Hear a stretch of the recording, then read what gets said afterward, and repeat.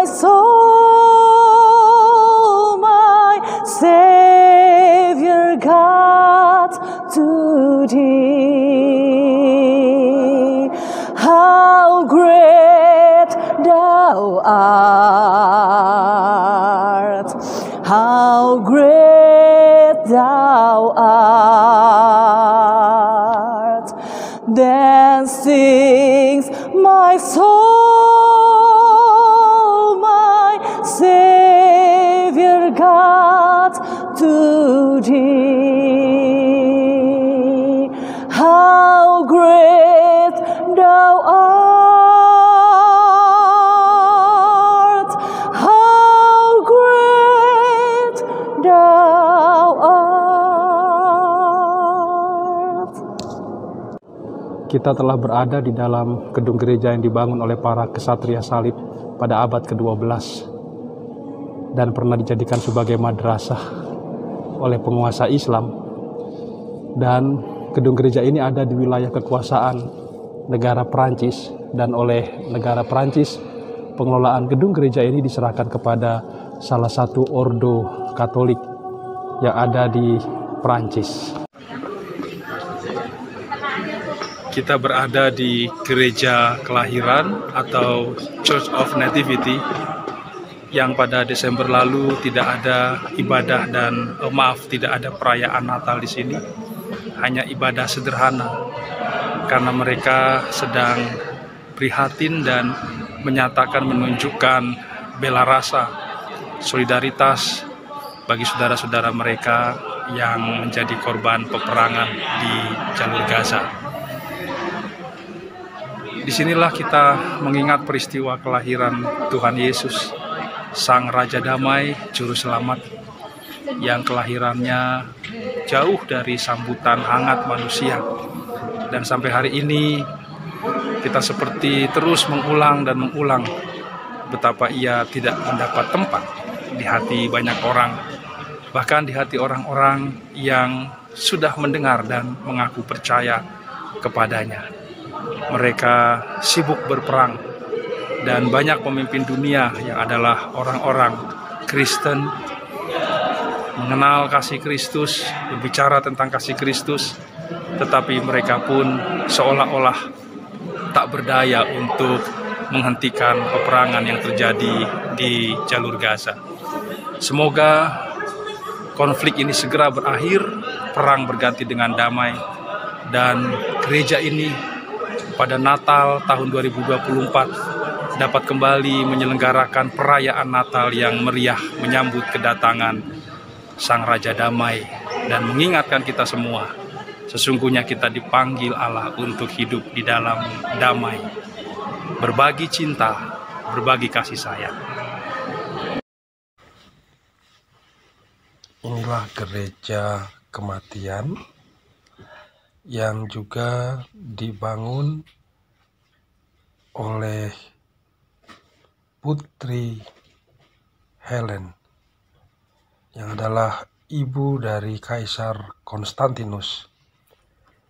Ibu bapak, atap ruangan di tempat ini salah satu bagian dari gereja kematian begitu indah,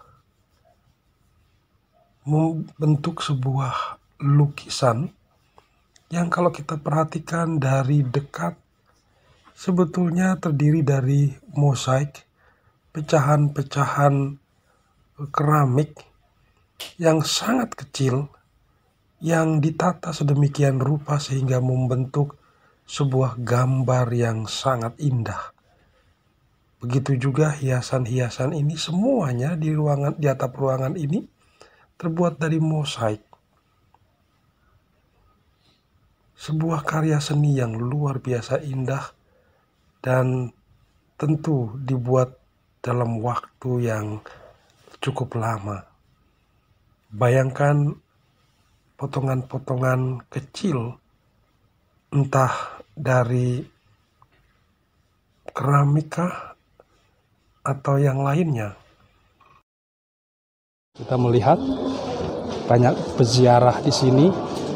Mereka bersembahyang di tempat ini, menyalakan lilin tanda mereka berdoa.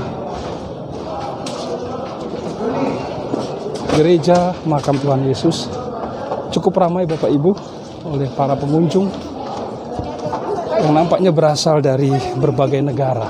Juga ada, kami lihat tadi ada 2 rombongan dari Indonesia selain rombongan kami.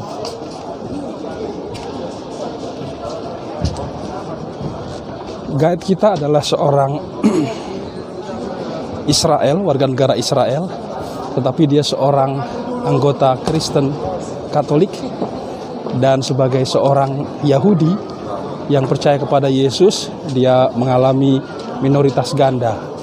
Yang pertama sebagai Yahudi di tanah Palestina ini, dan kedua sebagai Yahudi Kristen yang memang oleh orang atau masyarakat Yahudi, mereka yang percaya pada Yesus dikucilkan dari masyarakat Yahudi. Bapak Ibu, gedung gereja yang besar dan megah ini dibangun oleh Ratu Helen. Dia adalah ibu dari Kaisar Konstantinus. Dalam sejarah gereja, Kaisar Konstantinus adalah kaisar Romawi yang akhirnya percaya kepada Kristus dan menjadi Kristen, dan dia mendeklarasikan agama Kristen sebagai agama resmi Kekaisaran Roma. Dan sejak itu gereja atau kekristenan berkembang sangat pesat, termasuk atas keinginan ibunya dibangun 2 gedung gereja di Yerusalem ini, yakni Gereja Makam Yesus, dan yang satu lagi sudah kita lihat kemarin, Gereja Kelahiran atau Nativity Church, The Church of Nativity. Bapak Ibu, bayangkan gedung gereja semegah ini tentu membutuhkan dana yang sangat besar. Tetapi gereja waktu itu mampu membangunnya karena gedung ini dibangun oleh keluarga Kekaisaran Romawi, penguasa dunia saat itu. Sejak itu, gereja menjadi satu institusi yang sangat kuat dalam hal politik, sekaligus juga dalam hal materi. Karenanya kita sekarang melihat sisa-sisa peninggalan gedung-gedung yang megah di kota Yerusalem ini yang dibangun oleh karena kekuasaan Romawi yang mengakui kekristenan sebagai agama resmi kekaisaran. Tetapi itu sekaligus juga menjadi sebuah jebakan yang sangat berbahaya bagi gereja. Karena setelah itu banyak orang ingin menjadi pejabat gereja karena gengsi politik, jabatan kekuasaan, dan juga tentunya harta yang akan dimiliki oleh para pejabat gereja. Akibatnya banyak mantan jenderal, pensiunan jenderal, banyak juga pengusaha, banyak juga waktu itu orang-orang yang merupakan kriminal dengan kekayaan yang cukup banyak. Mereka dapat membeli jabatan gerejawi, dan karena itu mereka mendapatkan lebih banyak lagi hal, harta, kekuasaan. Dan karena itulah gereja pernah menjadi lembaga yang sangat korup. Para pejabat gereja menjadi tuan tanah yang membelenggu, yang memperbudak orang, yang mempersulit hidup banyak orang karena kekuasaan mereka. Satu sisi berkat, tetapi berkat itu pun menjadi kutuk yang mengerikan. Syukur kepada Allah, Allah tidak pernah membiarkan gerejanya hancur, rusak oleh orang-orang di dalam gereja sendiri.